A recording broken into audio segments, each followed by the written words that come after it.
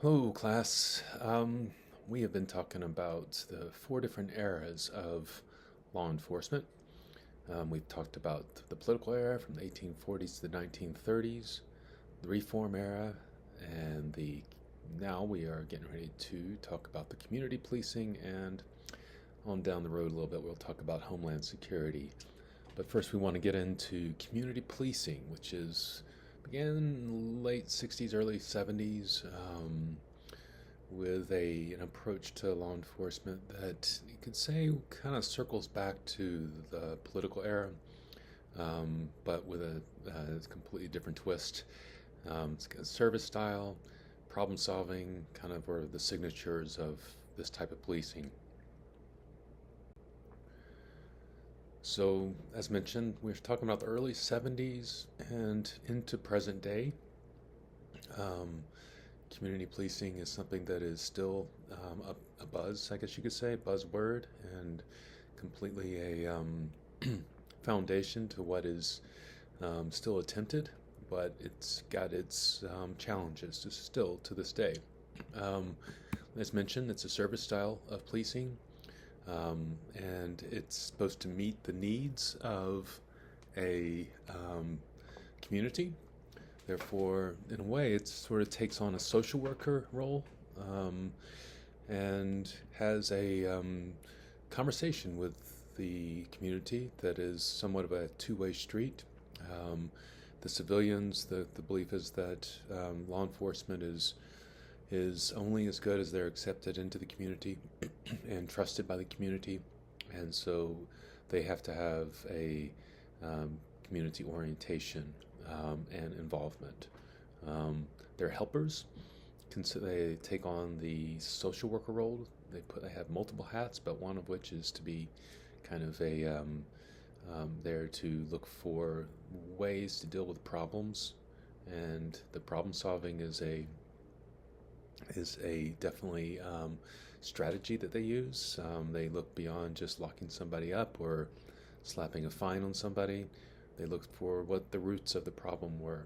So community policing is an ideal um, that requires resources, and so they have to have resources to fall upon other than just locking somebody up. They have to have programs, job training, counselor centers.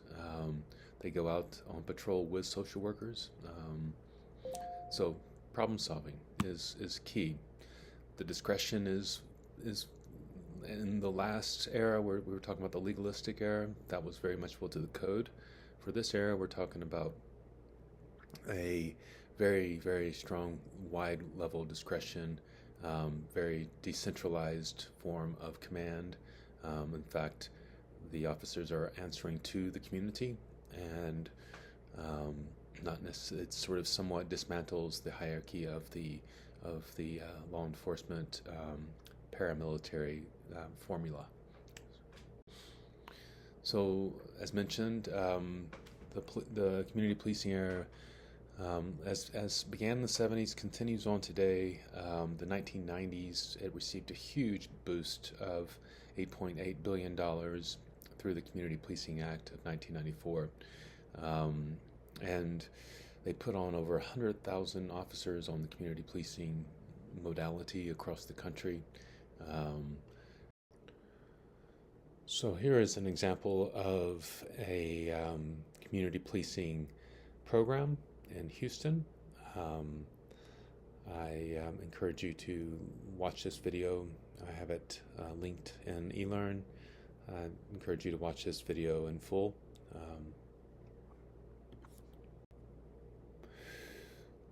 So a big part of community policing is problem solving. And one of the problems that goes along with community policing is the environment. Um, some environments are thought to be more conducive towards facilitating um, criminality, and some environments are not. And so, in the world of environmental design, this is just a very short teaser of environmental design. If you progress into a 4-year degree and maybe a master's degree, one might study a full semester on environmental design. It's built around understanding what in an environment, whether it's the absence of lights in a street block or in a residential or business district, are said to provide a form of surveillance. So surveillance is this notion of maximizing visibility, so that people feel safe and they can see what's around them. If you're walking out in the middle of the night after a show and it's completely dark in the parking lot, there's definitely some issues of safety. So visibility on a college campus like Chattanooga State, one would say that trees are really nice to have on a campus. But if you go out at night on a campus and there's trees, there's places where people can evade being seen, and so visibility is minimized by trees, unfortunately, of all things. As much as I love trees, so that's one form of environmental consideration. Another form is access control, which this is the transitional period, transitional zones between public and private spaces, and where there is sort of fuzziness. What is public and what is private? The distinguishing between the two can be said to be something that is very important for limiting the access to one's private property. So things like fences and shrubbery and a well presented lawn, which gets into what's referred to as territorial reinforcement and maintenance, taking care of both the public and the private zones of a neighborhood or of a business district, presenting in an aesthetic way that is appealing. As if somebody lives here and takes care of this property, it's going to be less likely to attract potentially criminality, according to this theory. So the idea is to clean up neighborhoods from these environmental considerations, but also to clean up quality of life offenses like open container and prostitution, cleaning those things up and removing some criminal elements that help create criminal elements. So it's in a way it's like a band-aid. Is it getting to the root of the problem? Probably not, but it does put a band-aid on the problem.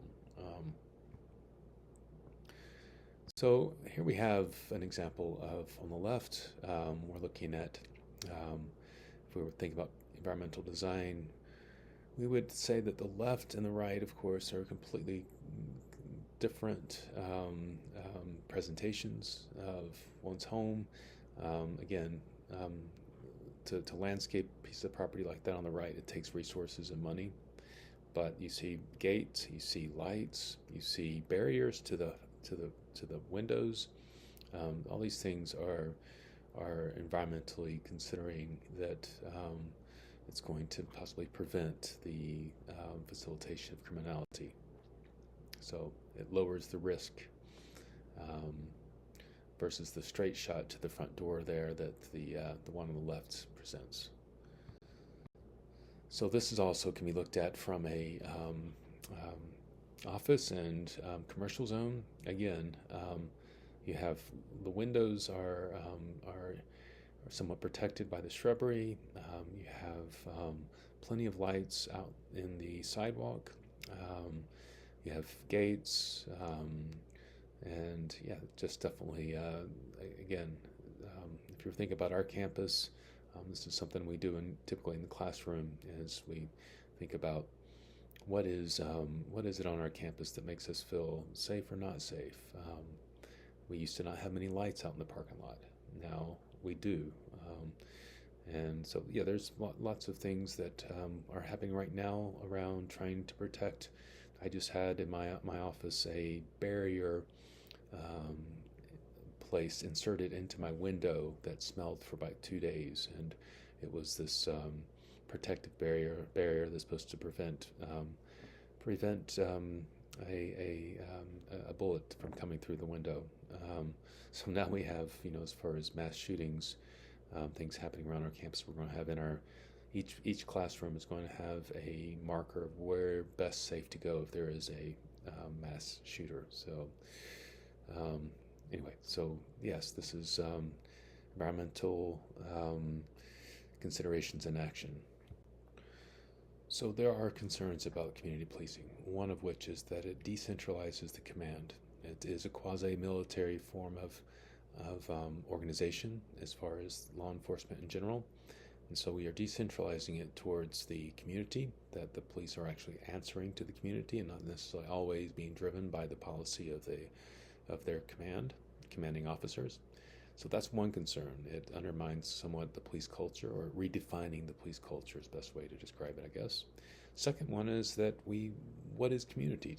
There is this sort of abstract notion of what a community is today, whether it is your online community. I mean, who do we relate to most? People in our next door neighbors or in our neighborhood. That is where our physical vulnerability is, but there's also in our online community. That's who we relate to the most. And now you see, of course, nextdoor.com sort of brings the two worlds together, where you relate to your next door neighbors through online.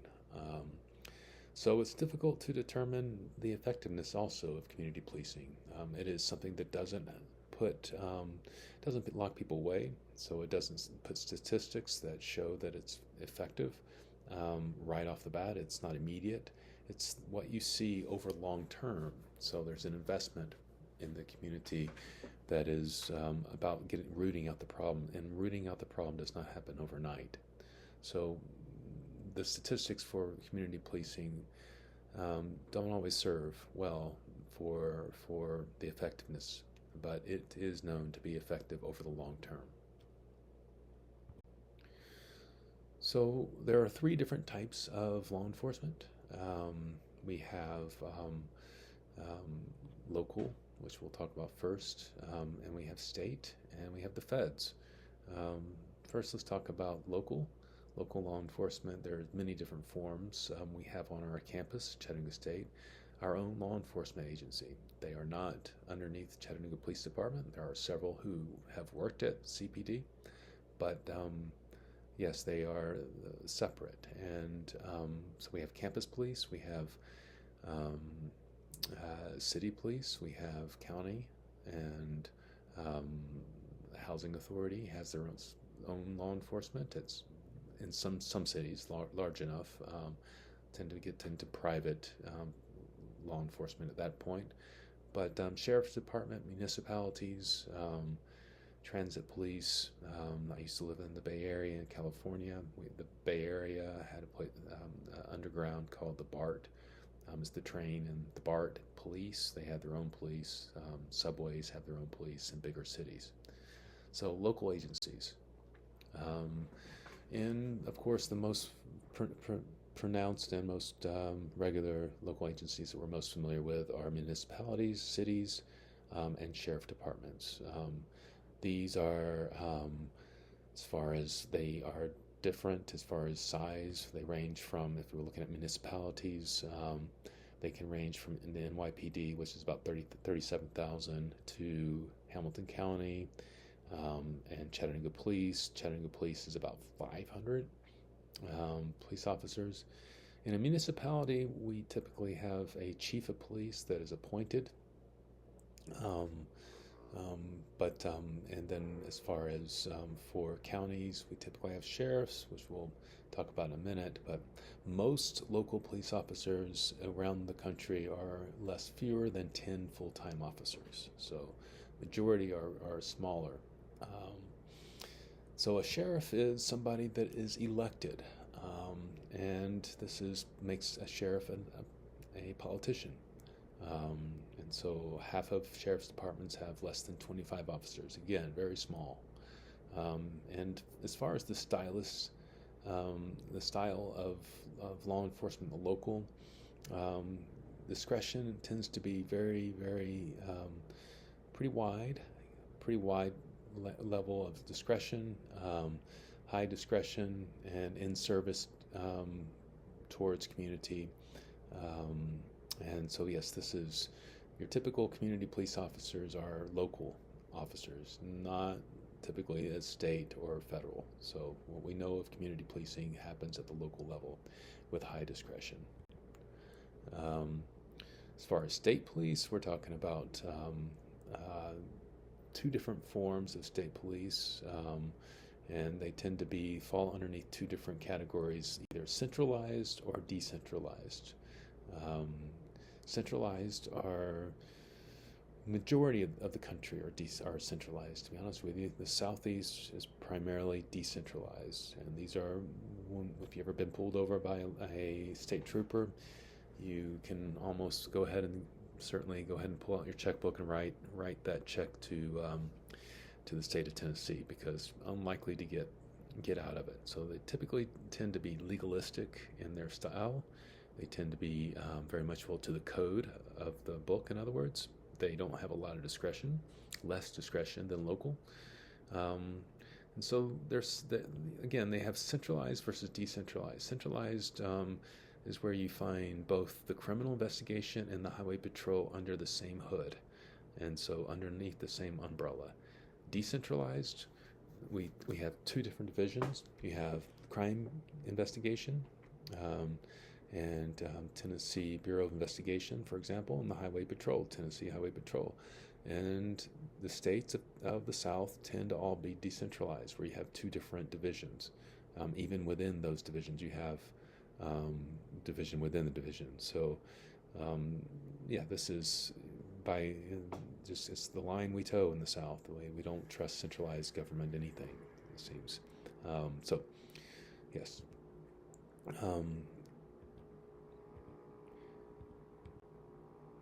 So the federal law enforcement, most people don't realize how vast the federal law enforcement is.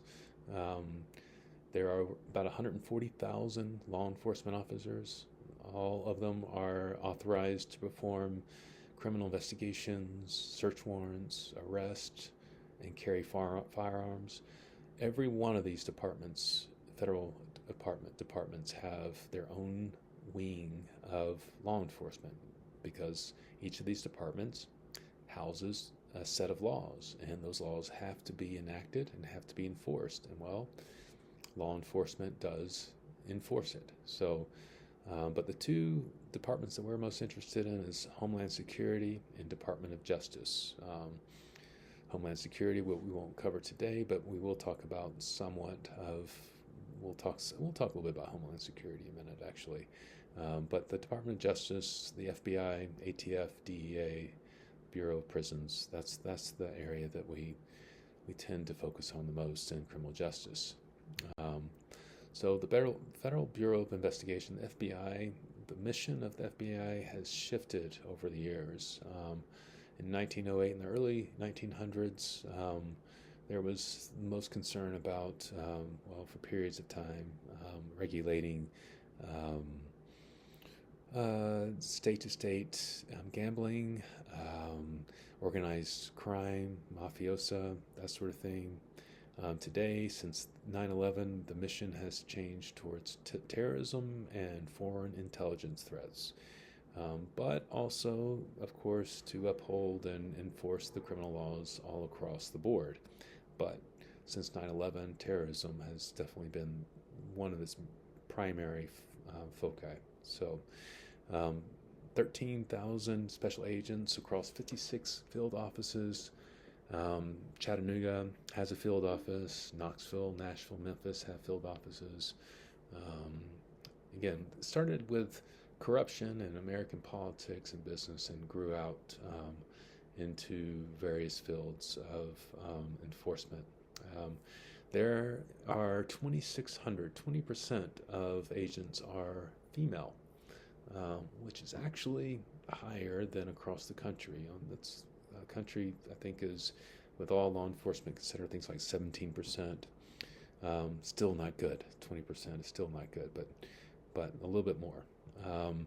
There is a centralized laboratory in Quantico, Virginia.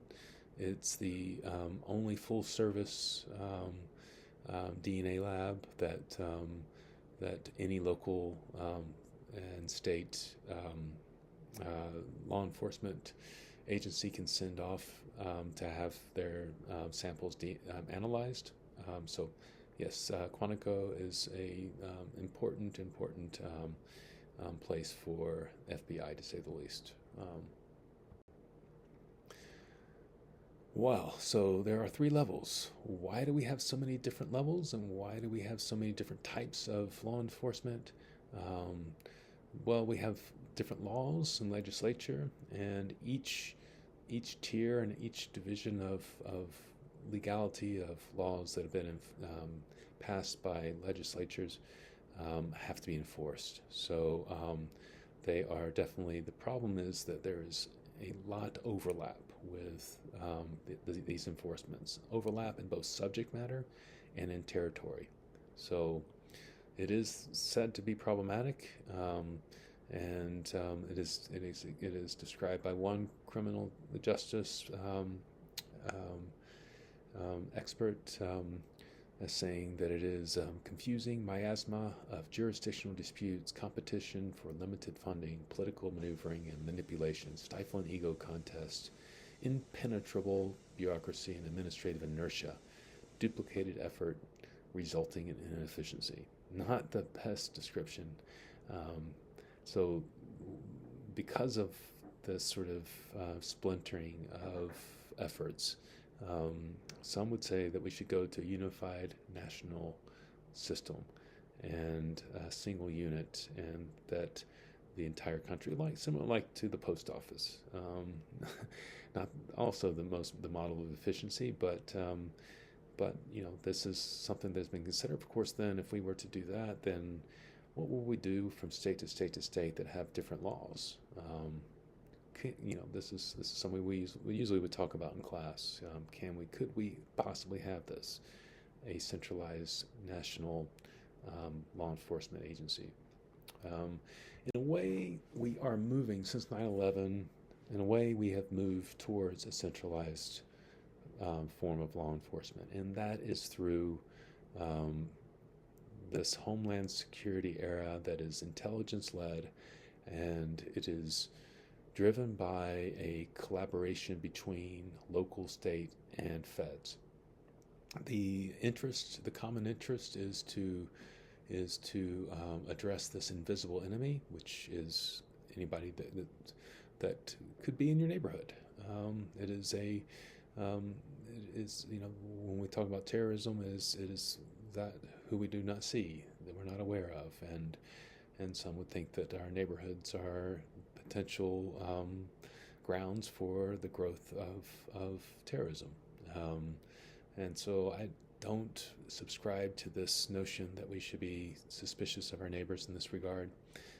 But the theory is that actually our local law enforcement are on the front lines of the fight against terror, and this is something that community policing is supposed to address. By becoming more closely related to the community, they get more insight into who is trustworthy and who is not.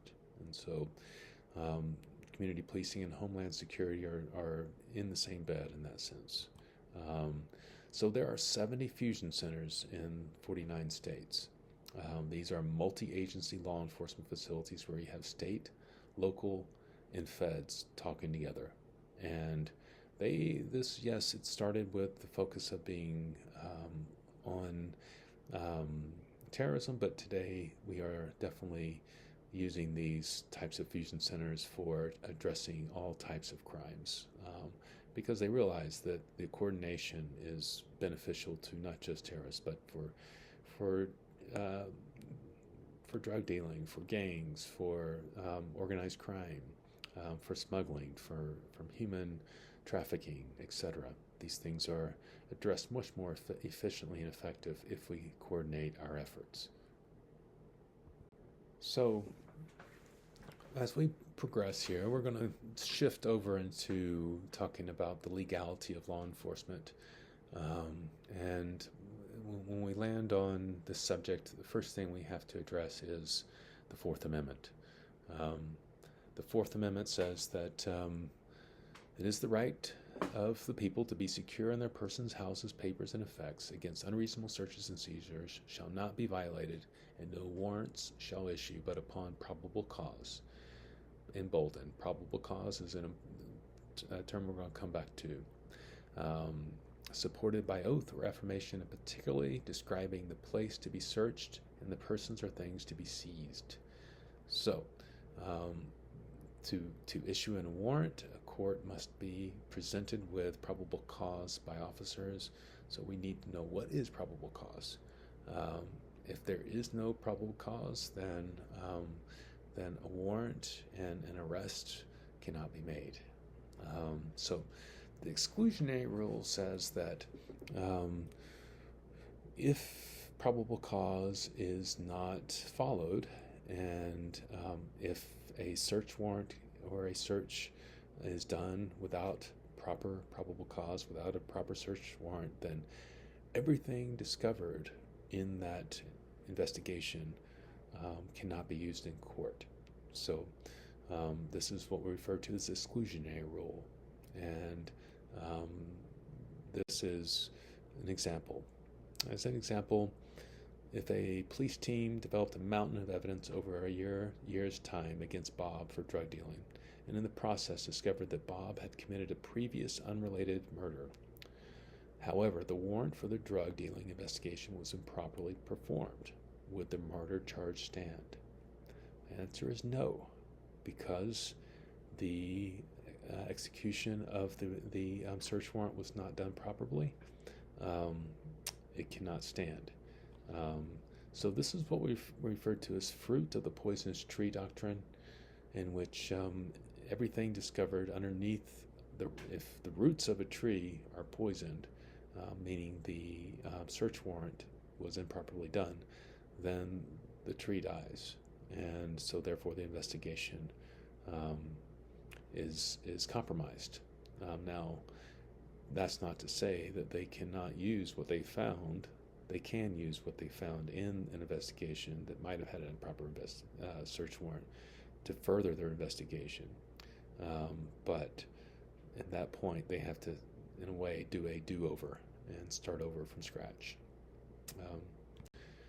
All right, so probable cause. It's an important term that we are wanting to drill down just a little bit and distinguish it. Probable cause says that it is the necessary level of belief that will allow for police seizures, arrest of individuals, and full searches of dwellings, vehicles, possessions. So this is it's a set of facts that would induce a reasonable person to believe that a crime was committed. So a specific crime is committed. So that's something that we're going to talk about. Suspicion versus probable cause are two different things. So we'll come back to this notion in a minute. But however, with probable cause in consideration, there are some exceptions. There's always exceptions in the world of law. It's called the good faith exceptions, and there's numerous, but 5 primary categories of good faith. And so when a warrant is issued and it's not properly done, but a law enforcement has been proceeding with the notion that it was a good warrant, they were operating under good faith, that they were operating, that it was proper. In this example, U.S. versus Leon is really exemplary for what a good faith is. Leon was being investigated for drug dealing, one of a couple in a group that were being investigated, and the search warrant was improperly done. So they continued on for weeks into months of investigation, and at the end of the day, they found that the search warrant was improper. The police were seizing the evidence within the belief that their actions were court authorized. And so when they went in to make the arrest with Mr. Leon, and even though the warrant was improperly done, um, they were still able to justify their arrest and maintain its credibility in the courtroom. In other words, they throw the exclusionary rule under the bus. So good faith exceptions. So now there are several exceptions to the good faith. There are good faith exceptions to the exclusionary rule now, quite a few. Massachusetts versus Shepard, Illinois versus Rodriguez. The one that gets my goat the most is Arizona versus Evans. Mr. Evans had been to court and resolved a previous warrant that he had for a previous violation. Not sure what it was, but it was resolved in the courtroom. Clerk did not resolve it on the computer, and they left it alive. And so when he, some months later, it might have even been a year later, was pulled over, officers saw that there was a warrant for his arrest, and so they asked him to step out, and they found about a bag of weed underneath his seat, and then took him in. Later to find out that the clerk had made the error, but officers were acting on good faith. So yes, there's the court tends to now give stronger weight to officers' good faith, and not necessarily to the rights of the suspects. So, seizing property and arrest both fall underneath the protections of the Fourth Amendment. And I always ask the class, how do you know when you're under arrest? And most will say that it's when they read you your Miranda rights, but that is not true. You know when you're under arrest is if you try to leave and the officers prevent you from leaving. So this is what we refer to the free to leave test. And it basically says that as long as the person being questioned has the right to disregard the questions and has the right to vacate, then a search does not impede on a person's liberty or privacy. So, however, the free to leave test determines that one has been arrested or seized when a reasonable person could have believed he was not free. So this is something that, as far as most of us don't realize, and we do not have to answer questions from law enforcement. If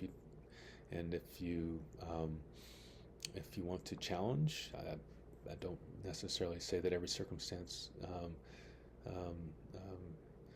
requires or should be challenged, but if you ask, hey, Mr. Officer or Mrs. Officer, am I free to leave? And do I, you do not have to respond to questions, and unless you're under arrest. So to have your person searched upon arrest, if you say one is arrested, or one is walking down the street, one is not arrested, but there is an officer who finds that person suspicious.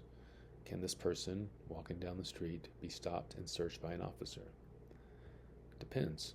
Stops are illegal. An officer cannot stop you unless there is reasonable suspicion that you are involved with a crime. Reasonable suspicion that you're involved with a crime, not a specific crime, but a crime. Frisk, on the other hand, being searched, are illegal without reasonable suspicion of a weapon. Of course, the question is, what is reasonable suspicion? We'll come back to that. So, the Terry versus Ohio established the Terry stop, and it's what we refer to as stop and frisk. This is something that is reasonable for an officer to do if you are found to be suspicious. So reasonable suspicious is a standard that is a general belief that a crime was committed or about to be committed, and you possibly were associated with it. Probable cause, on the other hand, remember, is a reasonable belief that a particular person has committed a specific crime. So, um, important to note that suspicion and probable cause are not the same. So, New York City, 2011, was in the midst of a very, very liberal form of stop and frisk, excuse me. They were just off the charts across the board. 88% though of the stops were not arrested or ticketed. So a lot of people were being stopped, but nothing being found. So people were just having their person searched with no real suspicion or grounds for suspicion. 87% of those stopped were black or Latino. So there was a definite uproar in the community in New York, and this was as a result in 2012 they pulled this policy out, and they changed over completely how they operated. So your person searching, how about your cars being searched? You're driving home after a late night and you quickly forget your night's activities by the sight of flashing lights behind you. In a moment, you find yourself responding to the orders of a police officer. You show him your registration, allow him to glance around with his flashlight, and even step out. Then he asks you to pop the trunk. Do you have to do that? Do you have to pop the trunk? Well, the answer is always, it's not necessarily black and white. It depends here. It all depends. And do you present any suspicion? Is there any sort of odor that might lead the officer to suspect you having any drugs in the car? Potential, are your eyes red? Are you presenting in any kind of way intoxicated? Any friends in the car that seem intoxicated? All these things could immediately lead to officers being suspicious of you. So it depends. So this, with vehicle searches, is a completely, you could say, a different ball game, because it is a fleeting target that can disappear and be broken down. A car can be broken down and disappeared and over the course of just a couple hours. There's a much more loose, liberal sort of standard for searching a car. That's why that they can go get a dog and come and search you, hold you on the side of the road until they get a dog to come and search you. So cooperating with officers is something that one would suggest, for the most part. When is it that they can pry into that car? Well, suspicion. How about a speeding ticket? No, a speeding ticket or any sort of violation, unless unless you are presenting with drunk driving, potential reckless driving that could be caused by intoxication. Speeding in general does not immediately open the door for suspicion. So, do you need a warrant for a narcotics dog to investigate a car? No, you do not. You could be pulled over for a traffic violation, and officers can have a dog out as freely as they'd like. It's unfortunately though, 56% of all police searches triggered by a dog turn up nothing. So, and even more unfortunate, when the search involved a Latino subject, 73% of searches triggered by a dog turned up nothing. So there is some bias going on there with our dogs. Our dogs must be, discriminatory. So this is something that is of concern. There's a lot of freedom given to allowing dogs to sniff, and over 50% of when dog does signal that there is something to be searched, over 56%, it's false alarms. So there is an importance to the Miranda.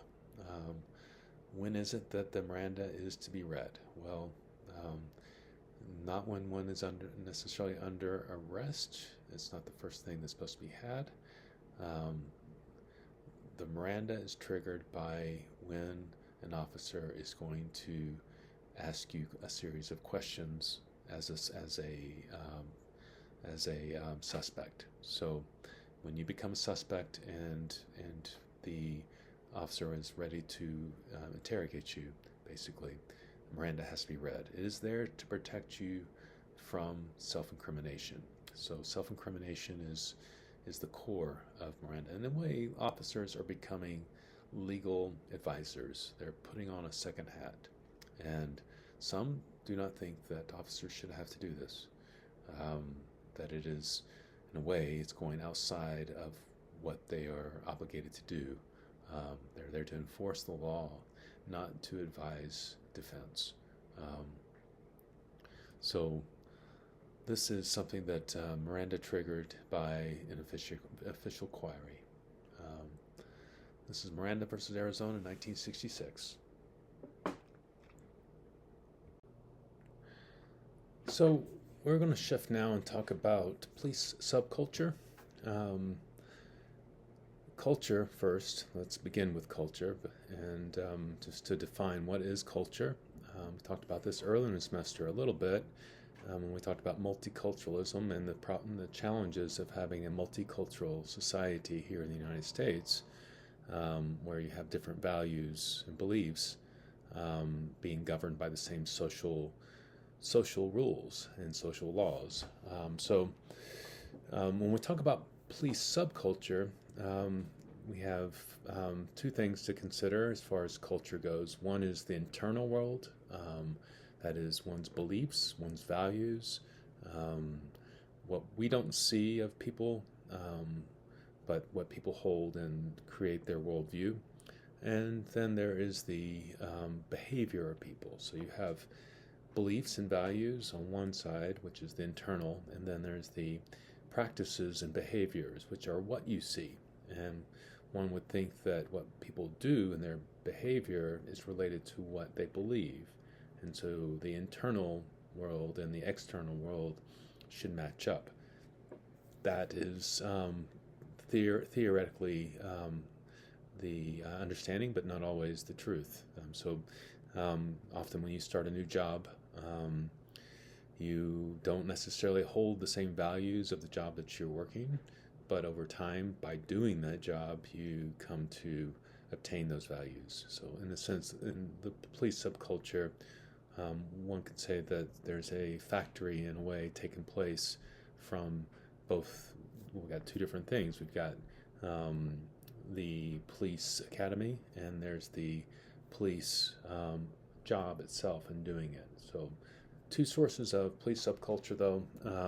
We'll talk about the on-the-job training and how that affects people on the in the police force. So what people come into the law enforcement, though, you come in with your previous lives and you enter into the academy, and they churn out an officer. And these pre-existing personalities, though, they bleed into the work. And so typically people come in with a conservative background, middle class, typically white, on the majority side, and defenders of the middle class. And then they come in and they have a socialization process that starts first with the academy, and then working on the job. And as I mentioned, working on the job really is where the clay is shaped for all of us when we get trained for 2 weeks or 3 weeks, 4 weeks, a month.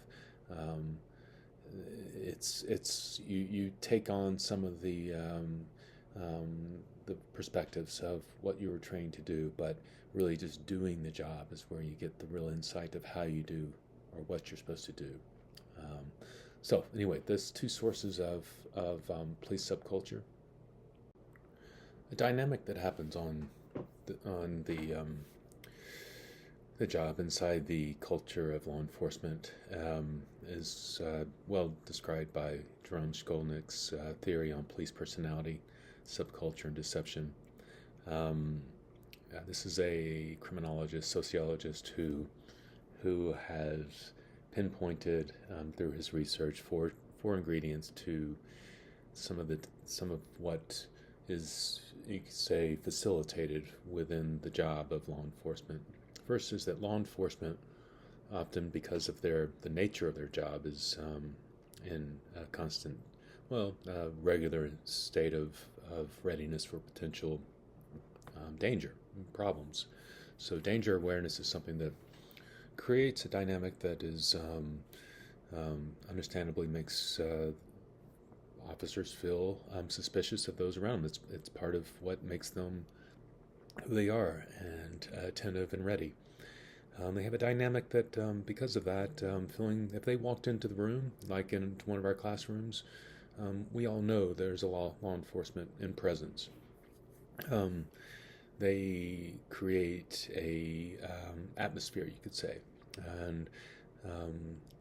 and so therefore everywhere they go, they become an other, an us versus them dynamic.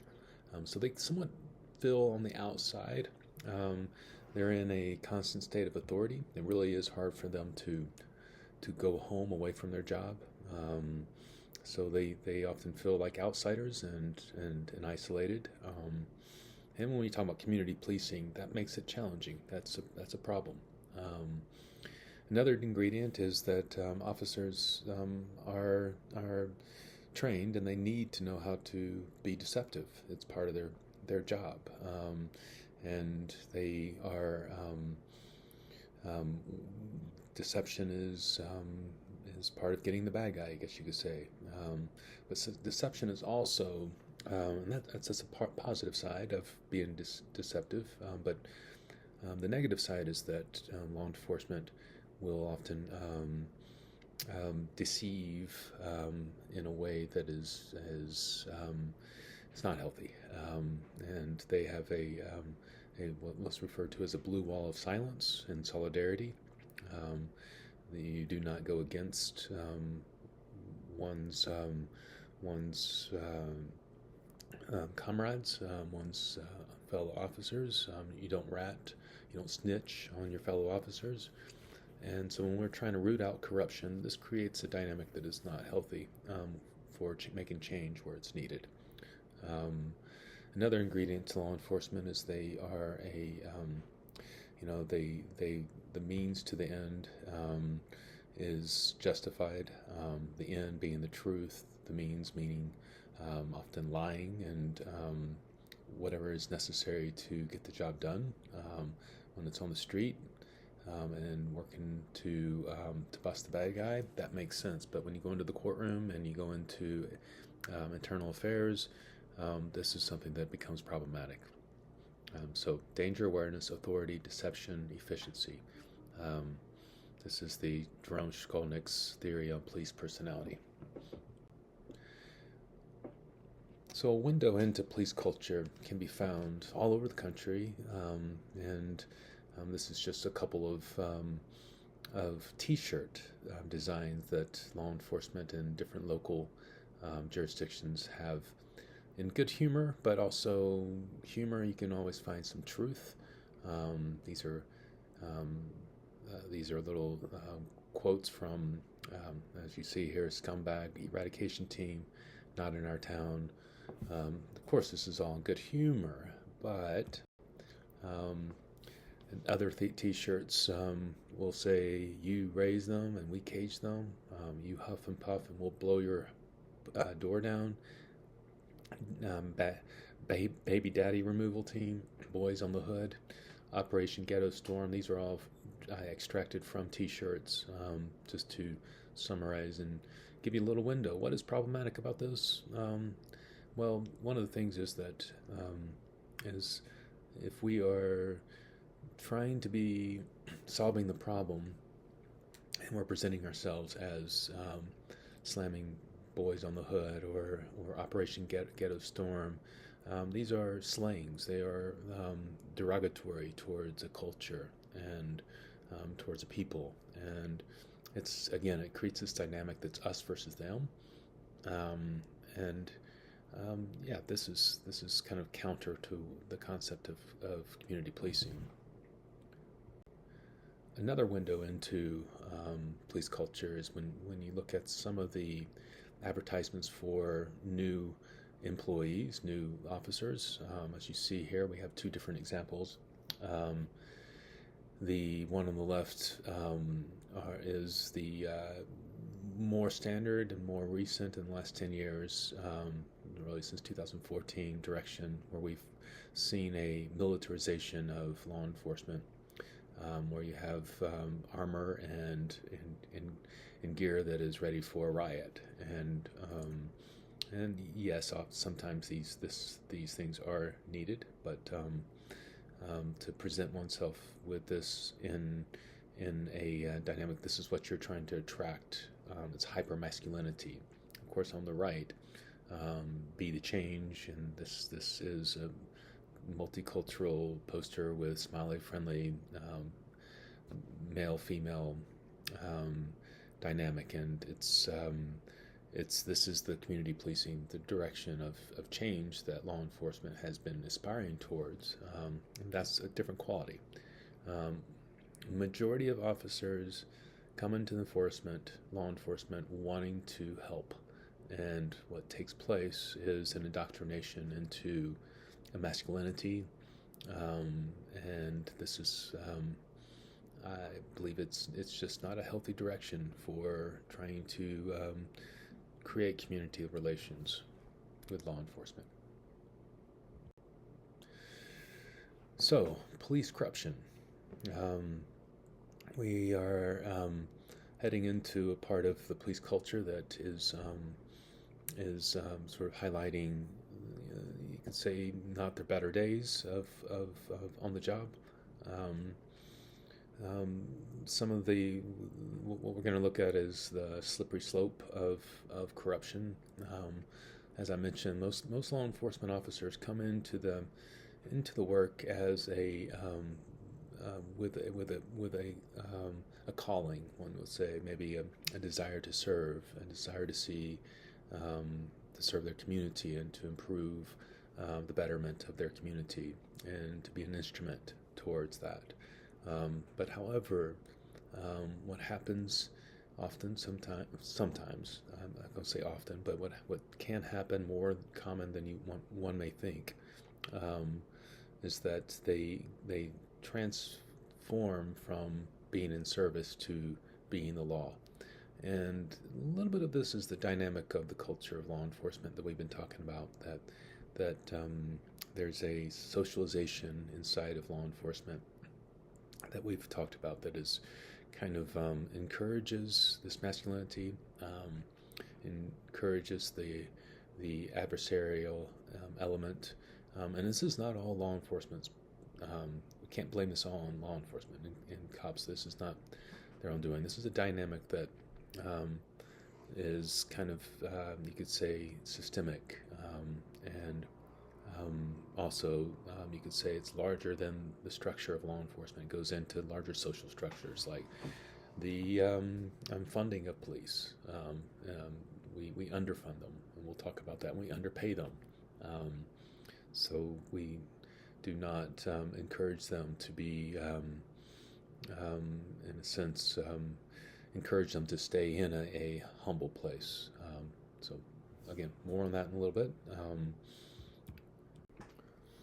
So if we were in a live class, I would ask you all, is there anything wrong with giving free coffee to officers for a corner store, or free meals to officers who come to one's restaurant? Think about that for a second. What might be wrong with that, or is there anything wrong with that? We're talking about officers are underpaid, they're overly stressed, they're not necessarily the most respected, they're outsiders of our community. As I mentioned earlier, the officers, the culture of officers is not a product internally, necessarily solely internally to what police are.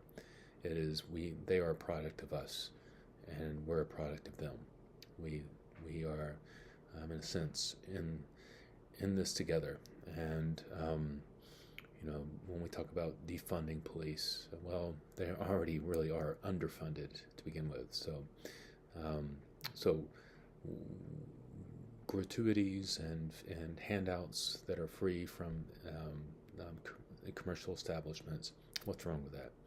Well, what could be wrong with that is that this encourages police presence. If a store down the street can't afford to give free handouts, the restaurant down the street cannot afford to give free meals, but the other stores and other restaurants can, officers will be present in those other stores. So in a way, it's like a small bribe. And according to the Knapp Commission, these small bribes are what's referred to as grass eating. And it's a slippery slope that can evolve into larger acceptance of more minor bribes that lead to actually soliciting major bribes and other types of crimes. And it's a slippery slope to meat eating. Grass eaters are towards the smaller end, and meat eaters are towards the more serious types of issues. So in New York Police Department, they were surveyed in this was the 1970s, and 65% said that excessive force is okay, 71% said free meals are okay, 15% say that illegal drugs is okay. So this is, you could say, the 71% believing free meals are okay versus excessive force. Excessive force is not okay in any context, but kind of gives a little window into the culture of law enforcement. So corruption is something that when we talk about culture and when a culture becomes corrupt in its roots, there's two different examples. This is different than having an individual bad apple. This is when an entire unit becomes corrupt. In LA, the LAPD crash unit, who were responsible for investigating gangs and drug dealing amongst the gangs, literally community resource against street hoodlums. They were actually stealing the drugs from the drug dealers and using the drugs to set the drug dealers and the gangs up, but also selling the drugs themselves and entering into basically organized crime. The law enforcement were. LA was sued by the families of those gang members who were being set up, and they were sued for $70 million as a result. That's one example of corruption that just within the unit. New Orleans Police Department, on the other hand, has been investigated by the federal government two times, in which the federal government has actually moved into and stationed themselves inside of the department to monitor them. And it was after Katrina that it actually finally did somewhat make an effect, but New Orleans has been notoriously problematic with different types of scandals, excessive force, failure to investigate crimes against women and gays, underreporting crimes, racial discrimination. The post-Katrina, the Katrina incident or episode was just broadcast all over the country because of the Katrina devastated New Orleans, and they saw the New Orleans police basically become, in a sense, like a gang, roaming the streets, and declared martial law was declared, and it was a mess. But anyway, so it got so bad that juror members refused to serve on. Potential juror members refused to serve because of the lack of trust in the testimony of the police. So the question is, how do you change such corruption? Do you change this internally, where you have internal investigation taking place, or do you have to have external inquiries? And that is something that we'll talk about in a minute. So you're going to take a look in this module's assignment. It's either discussion board or the assignment.